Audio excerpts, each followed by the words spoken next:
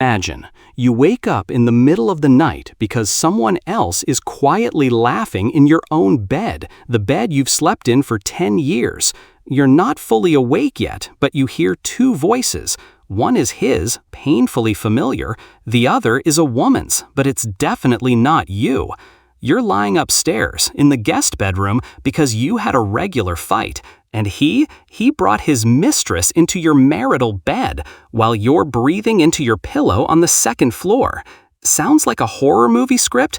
This is a real story sent to me by a subscriber. And today we're going to break down not just her case, but why men and women are even capable of such a thing, bringing a third person into the most intimate space of the couple. And most importantly, how to behave if you find yourself in a similar situation. Stick with me. You'll learn 3 psychological mechanisms that explain this madness and get a step-by-step action plan. Let's go. Hi there, you're on a channel where we talk about family conflicts without sugarcoating, but with psychology.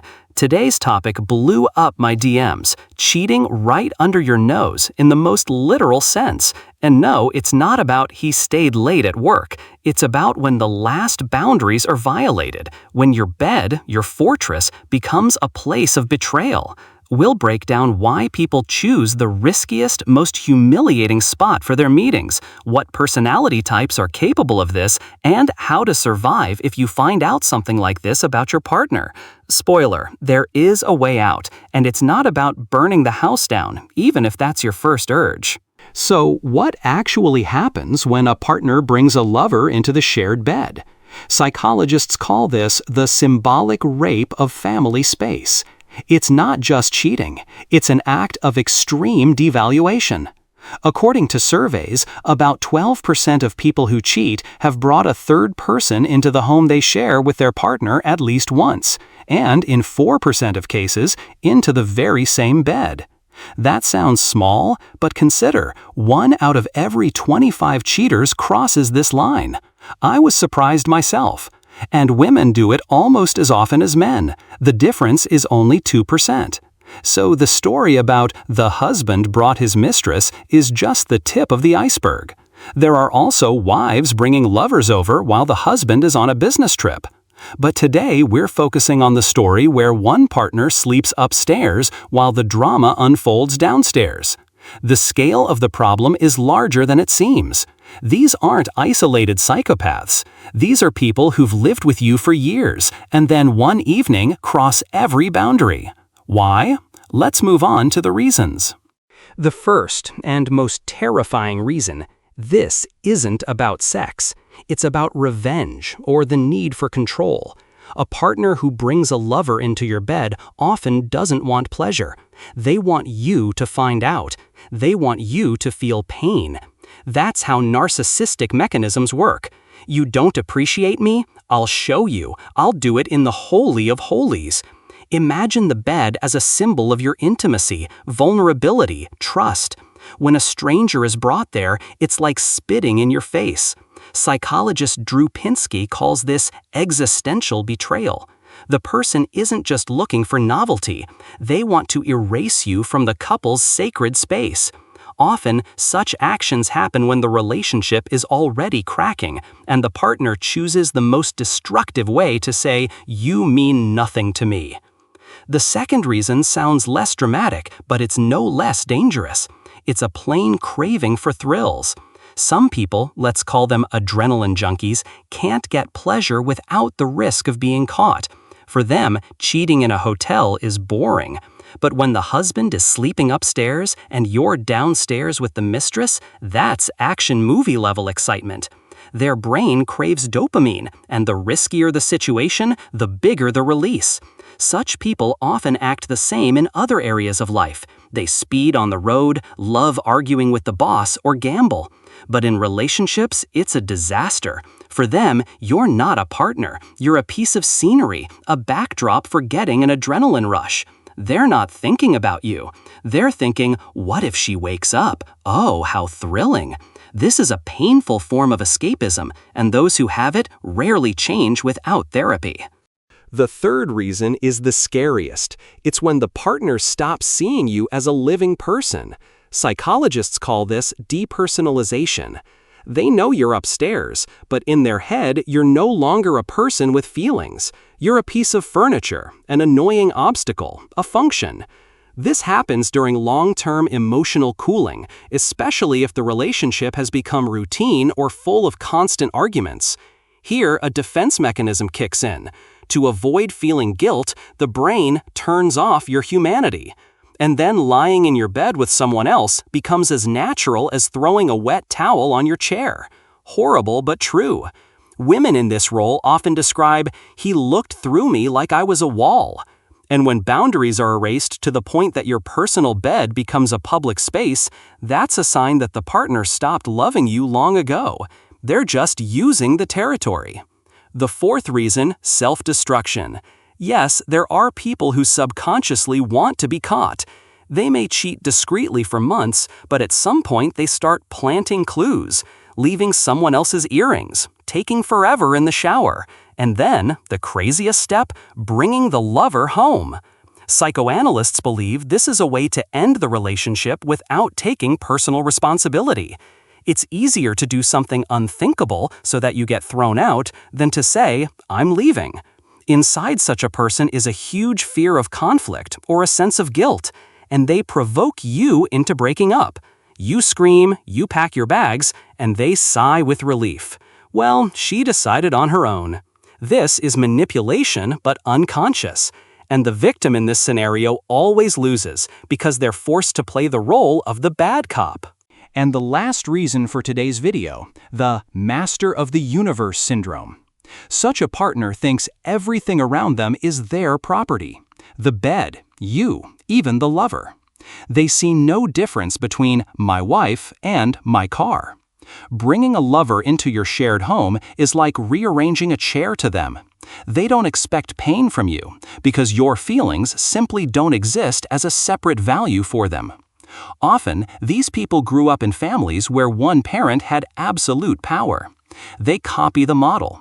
I'm in charge. I do what I want. The scariest part is that they are genuinely surprised by your reaction.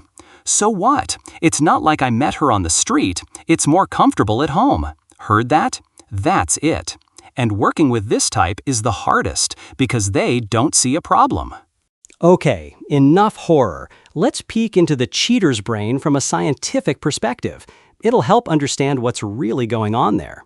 Research shows that during cheating, especially such risky behavior, 3 brain zones are active: the nucleus accumbens, pleasure center, the amygdala, fear center, and the prefrontal cortex, control center. When a man or woman brings a lover into your home, the nucleus accumbens shouts, "Dopamine, novelty, danger, awesome!" And the amygdala shouts, "Run, you'll get caught!" These two signals create a powerful amplitude. The person is in a state close to drug intoxication. At the same time, the prefrontal cortex, the part that says, "Stop, this is wrong," often works less well in such people, especially if they have a genetic predisposition to impulsivity or experienced trauma in childhood. Add alcohol, stress, or chronic fatigue, and the cortex shuts down completely. The person becomes a hostage to their basic impulses. And no, this is not an excuse, it's an explanation. As neuroscientists say, understanding the mechanism of a fire doesn't mean forgiving the arsonist. But knowing about the role of dopamine and weak control is useful, if only to stop asking yourself, "Is this my fault?" No, it's about his brain and his choices. Of course, anyone can end up in such a situation. But let's look at the profile of the victim and the profile of the violator. Victims are often people with a high tolerance for inconvenience, those who are used to enduring, turning a blind eye, saying it's nothing. Often, those who grew up in families where boundaries were constantly violated, for example, a mother who entered without knocking or a father who read a diary. They simply don't know how to protect personal space. Another group is people in financial or emotional dependency on their partner. He earns, I stay with the kids, if I leave, I'm doomed. And cheaters feel that. Now about the violators. Most often these are men and women with narcissistic or antisocial traits. They don't know shame. Also at risk are those who experienced sexualized violence in childhood. Sometimes the line between intimate and public gets blurred for them. But again, this isn't an excuse. It's just a statistical pattern. The outcome for the person betrayed in such a way is devastating. I won't lie, this is one of the most traumatic situations in a partnership. Psychological consequences, PTSD. People stop sleeping in their own bed, even after renovation. Some feel nausea at the sight of bed sheets. Physical, insomnia, panic attacks, weight loss or gain. Social, shame. Because you tell a friend and she doesn't believe you. How could he? You were sleeping upstairs. And you begin to feel not like a victim, but like an idiot. The most insidious consequence is total distrust. You'll suspect the next partner even of going to the bathroom with their phone. And restoring that trust is very hard, but possible. And now, let's talk about how. Friends, if you recognized yourself in any part of this video, here's what really helps. I'll give you 6 steps, not all at once, but sequentially. Step 1. Physically protect your boundaries right now. Change the locks if the home is yours. Get away for at least a week, to your mom's or a hotel. Don't sleep in that bed until you've had therapy. This is not a whim, it's mental hygiene. Step 2. Stop interrogating. Don't ask how, why, what for. Every detail you learn will act like poison. Your brain will start painting pictures. You don't need to know. You need to get out of the situation. Step 3. Crisis psychotherapy. Not in a month, but right now. Protocols for dealing with infidelity, for example EMDR, show excellent results for betrayal trauma, or at least 5 sessions with a psychologist who specializes in infidelity. Step 4. Shuttle writing. This is a cognitive behavioral therapy technique. Write everything you feel in a letter you'll never send, then tear it up. Then write it again, but from the perspective of your wise part. This helps evacuate toxins onto paper instead of holding them inside. Step 5. Restore trust in yourself, not in him. You don't have to forgive him, but you must prove to yourself that you can protect yourself. To do this, make a list of green boundaries, 3 things you will never tolerate again, and for the next 6 months, track whether you yourself are violating them. Step 6, and the hardest, decide whether to stay or leave. No one can make that decision for you, but important. If your partner doesn't go to a psychologist, doesn't change behavior, and devalues your pain, you cannot stay. Because the bed story will repeat itself, just in another form. A person capable of this without remorse will not change on their own. If you leave, you're a hero. If you stay, the terms must be ironclad. The story of the husband who brought his mistress into your bed while you slept upstairs. It's not about sex. It's about the destruction of respect. I don't know what you've been through or are going through, but I know one thing. Your bed is yours alone, and no one has the right to burst into it with dirt, whether it's a mistress or disrespect. You deserve a place where you can lie down and not be afraid that someone else's laughter will be next to you.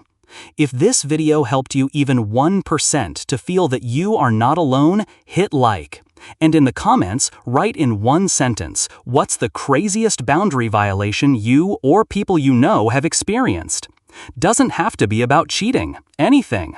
Anonymously, with a note, "My friend told me." This creates a space where we don't feel ashamed. Subscribe so you don't miss the next breakdown. That one will be about why we go for decades without noticing obvious red flags. You are stronger than you think.